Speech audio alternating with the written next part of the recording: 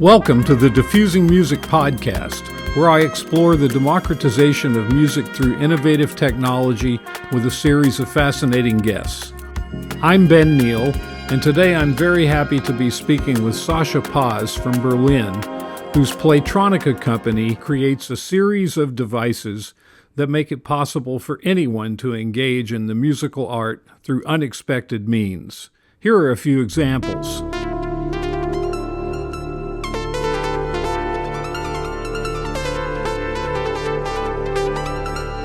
This music is being created by a user interacting with plants that are fitted with sensors attached to one of the Playtronica instruments.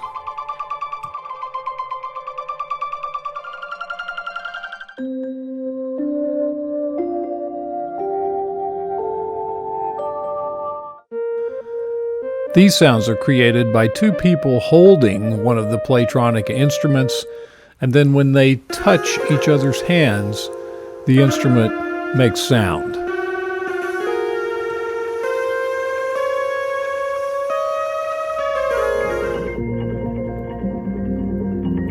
Even pets get into the act. In this example, the music is being played when the cat licks the bowl of milk, completing the circuit to generate the music from the Playtronica sensors and instruments. Thanks so much for joining me today, Sasha. It's really great to have a chance to speak with you. Hi, Ben. I believe you're located in Berlin, is that correct? I am, yeah. Okay, great. So could you start just by giving us an overview of Playtronica? Specifically, how is Playtronica enabling musical creativity in a broader public, which is what my book is about? Right. So I started the company more than 10 years ago. I was pretty much by that time focused on the electronic music in general, but also on the accessibility of electronic music and of how to build the process of learning and educating in a more accessible, in a more smart way, focusing on kids and teenagers. And I was looking for technology that would build this playful, low ceiling, very smooth introduction into the music. And of course, I was not satisfied with the current situation, especially with the educational system in general, the way how it established itself, 19th century until the 20th century. Lots of very conservative, very old school, very male-dominant things happening. But back then, analyzing what had changed in the 20th century, I found out that there are so many new things and kids should know about them. Then just by chance, I found this technology called Makey, which was introduced by J. Silver in 2012 by Kickstarter campaign. And I saw that as a great potential to turning everyday objects into musical interfaces. And that's still the main concept, the main idea behind Playtronica. Why should we be limiting ourselves to black and white keys or strings or drum sets, but instead using just objects around us? What I really love that I think is different from a lot of the other things that I've seen is the way your products really focus on connectivity, connecting with things in the physical world, connecting people, connecting plants. And I think that that's a really interesting idea and one that certainly is a great example of this phenomenon of the creativity of music becoming accessible to more and more people. Can you talk about just what kinds of objects you can use with Playtronica and your different ways in which you allow people to interact with each other and different things in the world? Yeah, absolutely. Actually, connectivity was not the main idea, but I can think about it more because indeed there is lots of connectivity. But I will start with conductivity. Which connects us with other conductive objects by current of electricity. So we know that we are charged by electricity. We have a battery inside of us and we operate our body with that small current of electricity. So our devices, especially a few first ones, they're using and this idea of conductivity. So when we touch conductive objects, we shoot a small amount of electricity through it, and when we close the chain, we can register the input signal. We can translate that into sound later. So everything that is conductive can become an instrument, so to say. Let's say water, everything that has water, everything organic, metals, conductive fabrics, lots of materials now becoming conductive because that's a way also to connect to the electronic world, to make a sensor. So, in reality, most of the things can become a musical interface just by using their own conductivity or by applying some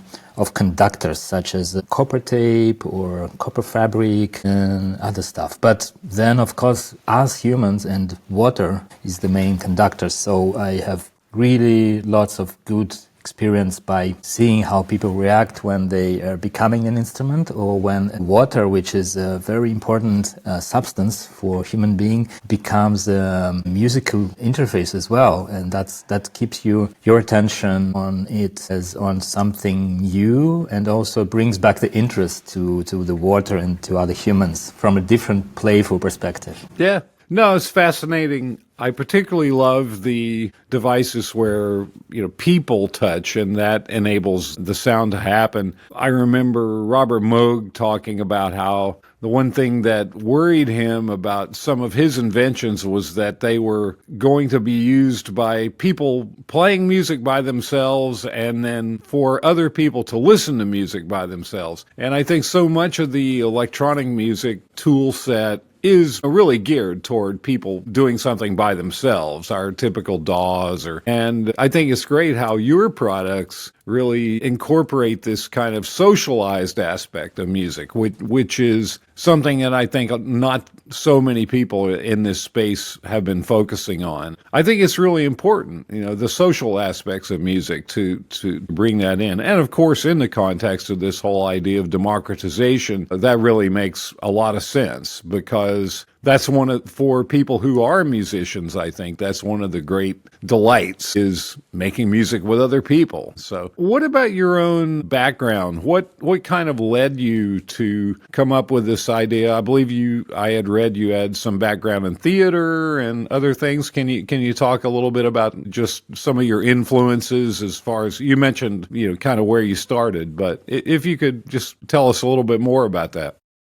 Yeah, sure. I have a degree in sociology, so I really connected with their understanding of how their society works, and that really, by the time I was studying, that was kind of boring thing. But after all these years, now I can see how it relates to what I'm doing and how I connect, at least in my mind, the instrument and the musical practice experience with the people and society. So that's important. And then I studied some art history and theater. And I had a theater company for 15 years, and I was working a lot with actors, with technicians, with musicians, with set designers all together. And then I realized how technology is important there, and how, again, it's outdated in the theater and conservative. So I start, by that time, 15 years ago, 20 years ago, introducing some of the technology into theater. And that was a very challenging experience, because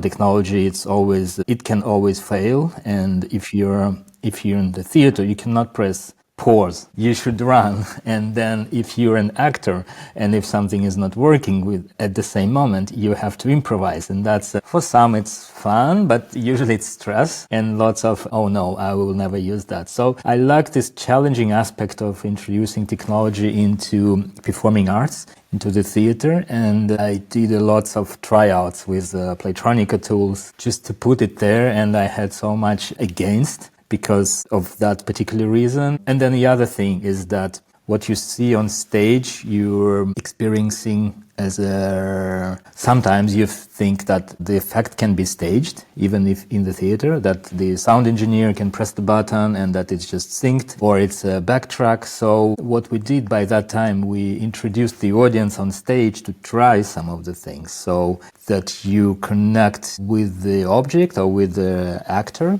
by yourself, and then you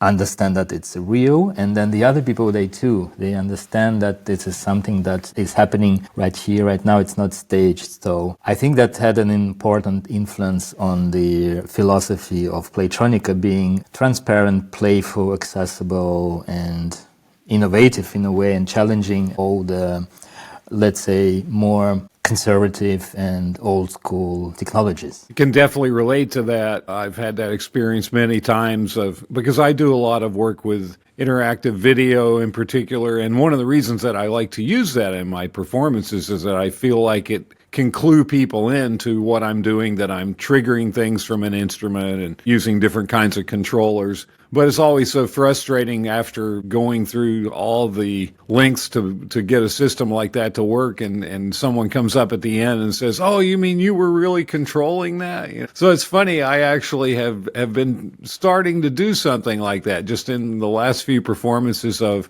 allowing people to come up and essentially VJ with me, so they get a little bit of a sense of, again, participatory performance, having a sense of doing a duet with me. When you were first developing these things, so are you an engineer? Did you work with a team, or were you just developing these technologies on your own? I'm just a person, well, I'm curious mind, so I can dive into something if I'm really interested on how it's working, and then I can invite people to collaborate, and I can share the idea, and I can spread the seeds of the idea to those who are resonating as well. And then I'm good in building the small teams which are guided by these ideas. And that's how Playtronica started, with a small community of some of DJs, some of a little bit of makers, educators, designers, and then finally engineers. We were super happy to have one engineer in the team, and that's when we start producing musical instruments, musical interfaces, and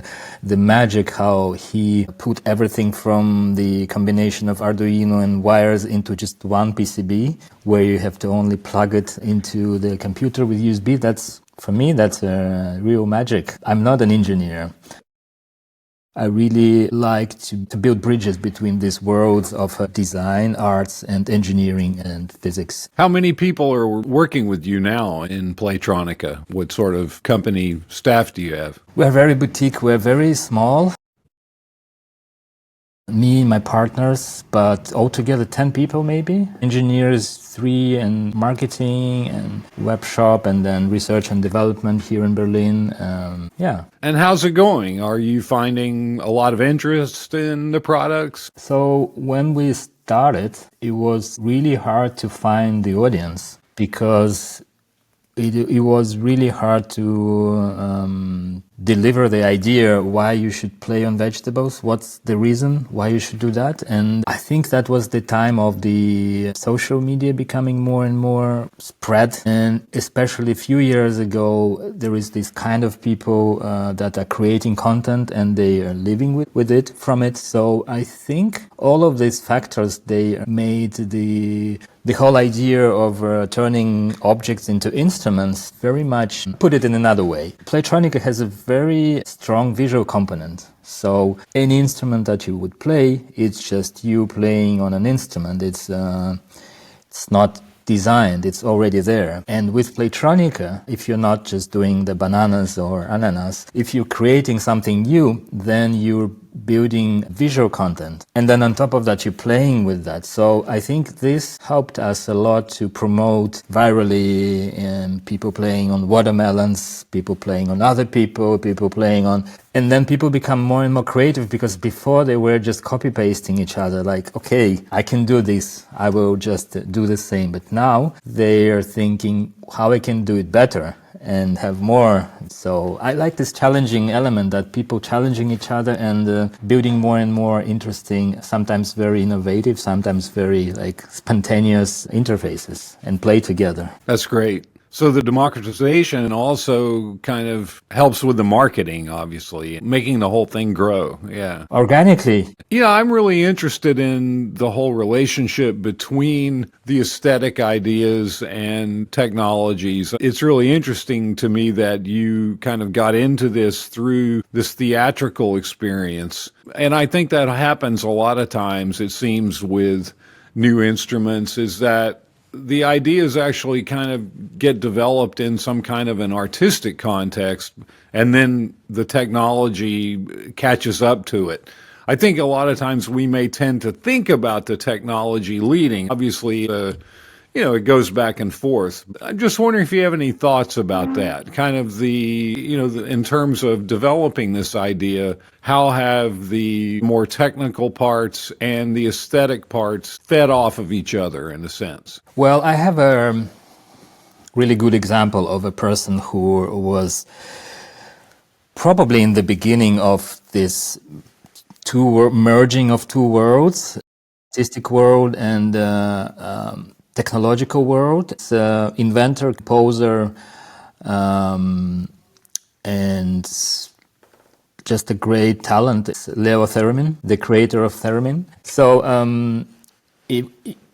first of all, he was a musician. He played cello. And then he is also a physician. He's developing something what is related to kind of a first TV broadcasting or something like that. And then, so he's in his lab. He's doing this soldering in the air like they did before. So there is no PCB or something. It was all literally in the air. And he's by chance moving his hand, and then he's hearing that this movement is creating a change in the noise, and then he comes up with an idea. Okay, wait, this can be something that can be used in different contexts, and he creates the theremin, which is an instrument where sound is created by a movement of your hand, both hands. So that's chance, the mistake, creates an instrument. Of course, there was lots of politics and the time between USA and USSR, this kind of struggle. But you would see how he, as an artist and how he, as a scientist, was combining both and building such amazing, beautiful instruments based on this idea. I think there are at least 5 or 6 of them which are still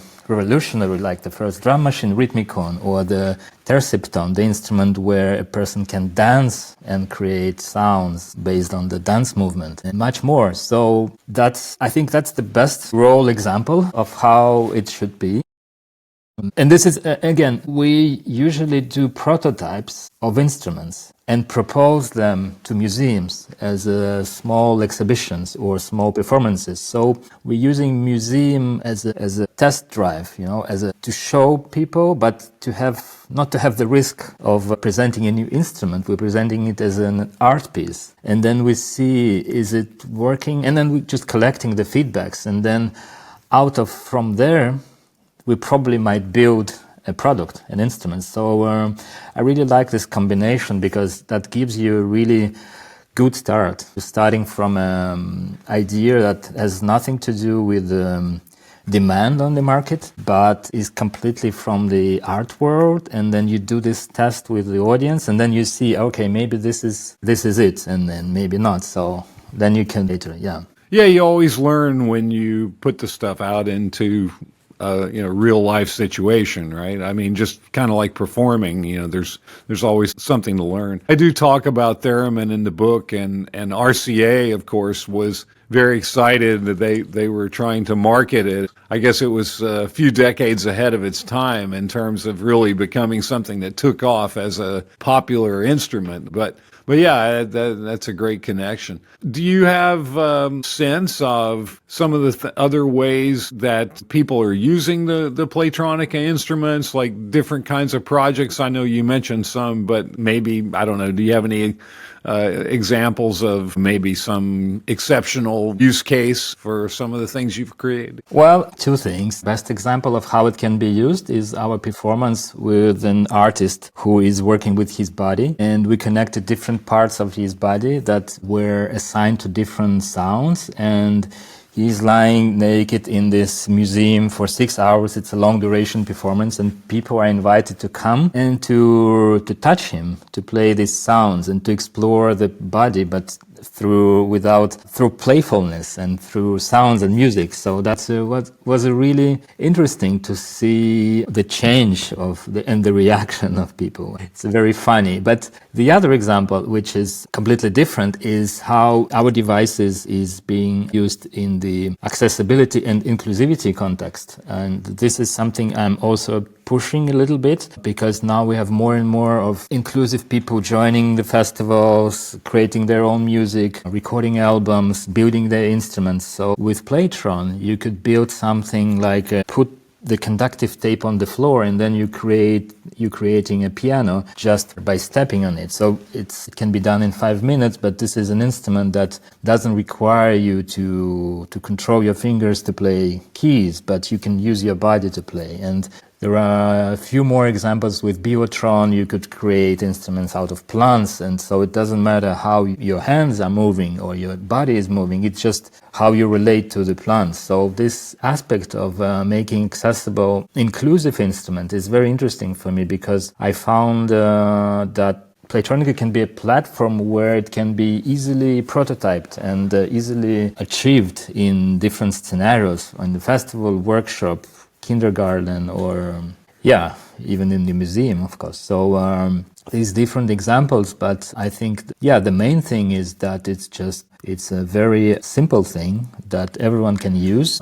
You can express your own creativity through that. Yeah, I think it's great. And as we see music becoming more and more prolific and abundant, I just think it's so important that we have people who are really applying this kind of vision to working in this new atmosphere in which everyone can, and I think more and more people want to be able to engage with the creative part of music rather than just sitting back and listening to a recording passively. Well, I know you have a few products already, but what's next on the horizon? What are you hoping to do going forward with Playtronica? Well, the upcoming product is Orbita. It's a color sequencer, which originally was started on the idea that on our exploration of effect of synesthesia, where people can relate to different senses at once, like they can hear the smell or see the sound, so all these effects. So the idea of Orbita, the color sequence, is that you're making musical sequences with colors. And also it introduces the idea of turntable as the main interface. So it's I really like this, because why should the notation go from left to right or from right to left? Why is it horizontal? It's based on time. So we can go in circles. And this is more, for me, fun, more clear and more visual way to compose, to make music, to make polyrhythms especially. So we're using this idea of a circle and the colors as notes, and then we have a sequencer which has 4 tracks, 4 circles, and you can change the speed. And you're playing, you're experimenting, you're exploring the rhythms and the tonality with colors. And it was a long project because of the mechanical components, which we were not really confident in building and making it affordable. But now it's a final stage. I'm really happy to have some of the copies already in Berlin, and it's still being produced. And in 1 month, we will present it at the Super Booth in Berlin. And we'll start global campaign. So I'm really happy that this product finally launched, and there are, I would say, 5 more waiting in the backlog to be presented. But one of them is we already discussed today. It's our version of Theremin. So of course. And you have a space where you do events there in Berlin too, I believe. Is that true? Or? Yeah, it's called Musikhinterhof or Playtronica Berlin Station. Mm-hmm. And this is actually something that we start doing from the last year.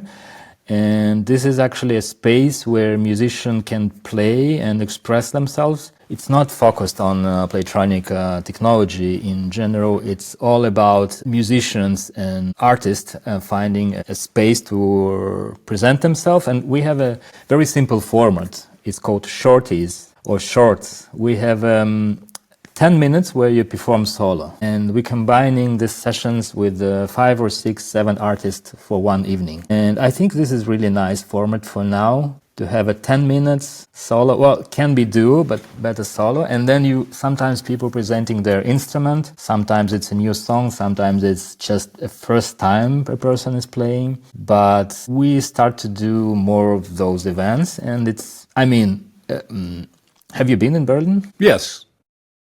I'm pretty sure you noticed how much this scene, the music scene, how much it is charged, how many gigs you have. I've never seen so many instrument cases on as on the subway there. The last time I was there a few years ago, it just really struck me. Yeah, maybe in New York you have the same. Yeah, but a lot of people moved to Berlin from New York That's over true. the last couple decades for sure. Yeah, I know it's really quite a center. Well, that also kind of fits into the whole democratization idea in terms of building larger communities and having more people involved in these events. So that's great. Okay, well, I think that's all I have. It's been great to talk to you. Thanks so much. I really appreciate you taking the time, and I look forward to seeing these next devices that you have coming out. And yeah, thank you so much. Yeah, thank you, Ben. That was a really nice talk, and I'm still need to finish reading your book, but I'm already looking for new books. All right. Well, thanks so much. Okay. Thank you. Bye-bye. All right. Bye-bye.